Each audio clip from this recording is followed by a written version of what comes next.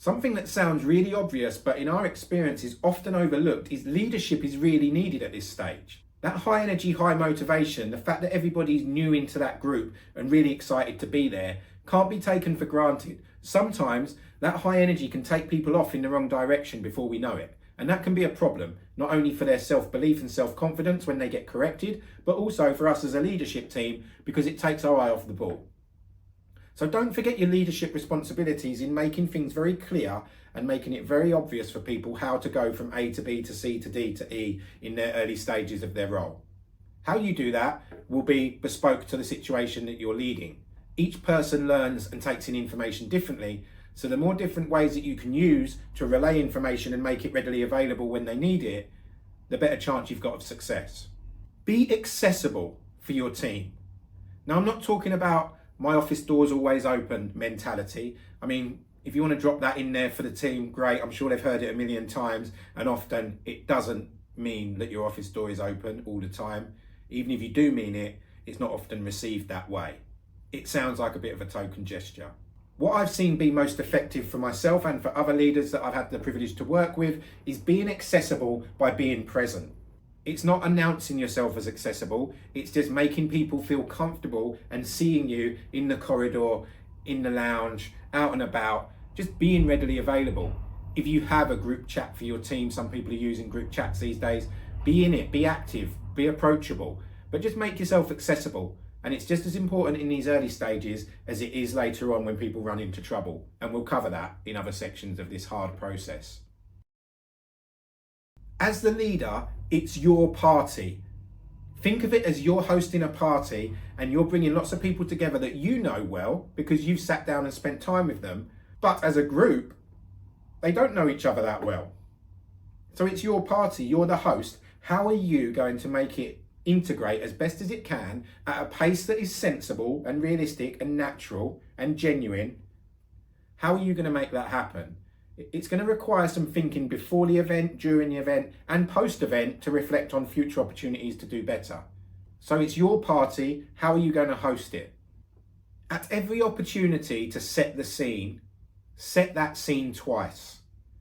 So whether that's day one, pre-day one, day 5, whatever it is, week 5, depending on how long this culture change is going to be for you and your department, your team, your environment, make sure that every single step of the way, when there is a process or a change being introduced, that you set the scene, but you don't set it once, set it twice. What we mean by that is make sure that it's been understood.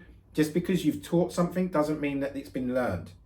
Make sure that people have understood all of the required information that's needed for them to be the best that they can be, and you as a team to be the best that you can be.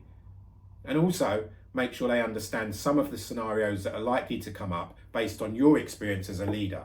Because when they do, people can smile, they know it was coming because you helped them out. That shows your leadership skills, and it shows them that it's not something abnormal they need to be scared about. We knew it was coming, and they might even have the tools readily available to them to manage that situation. Or, going back to earlier, they know you're accessible and you will be able to guide them if they've not quite got the confidence to do it in the moment.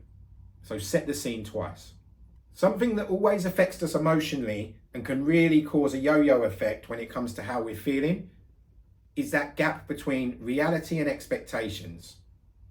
It's important that we lead that process for individuals and as a group. We can be guilty of setting expectations too high, too soon. And sometimes we don't realise we've done it. When we're presenting and we're energised and we're doing our thing to a new team, people will cherry pick what they want to hear. If we're dropping key things in there that we think are really, really important and exciting and will get the team lifted, they might only remember that and they might not hear the bit where you've said that that's 2 years away. Reality and expectations can really, really impact the success or the opposite for your team. So make sure you take the opportunity to keep those reality and expectations close together. It's always good to stretch, but we don't want to set expectations too far away for people to then feel that they've failed or they're not capable. Everybody feel that they can overachieve when they're in this high energy, high motivation, high eagerness stage. It's natural, they're buzzing, they're world beaters. And we want them to feel like that for the long term. But what we don't want them to do is let their expectations creep too far away from reality. whether that's around earning potential, achievements, industry recognition, recognition from you as a leader, whatever it is, we need to make sure they understand what reality is and the expectations aren't too far from that. Be clear on what success is. Now that might fall into the same conversation about expectations, but as a group, a collective, and as individuals, those side conversations, it's important that people are clear what success is for them and for you. And they should have a part in that conversation. They should be able to set their idea of success for you to then reaffirm or adjust accordingly without bursting their bubble, so that they know when they've been successful and they're not dependent on you, the industry, or social media telling them when they have been. So make it really, really clear, because there's more opportunities for people to celebrate success internally without waiting for that conversation with their leader. If they're clear and they know when they've got there, the conversation that you have later on can just back that up and reinforce how great they're doing. Be clear on success.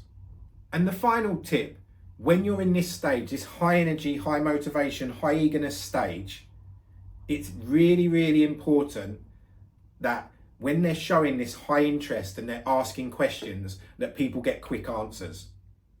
Now that might mean for you as a leader, some delegation to other people within your team that can provide those answers. It may mean some peer support opportunities so that people who are a bit longer in the tooth can provide some answers.